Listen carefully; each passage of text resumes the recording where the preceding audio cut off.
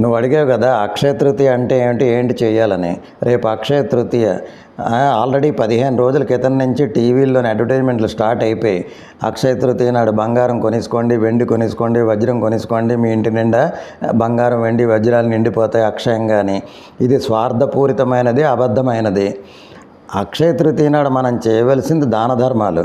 ఆ రోజు దాన ధర్మాలు చేస్తే ఫలితం అక్షయంగా ఉంటుంది. ఇంకా అనేక దాన ధర్మాలు చేస్తూనే ఉంటాము అని దీని అర్థం.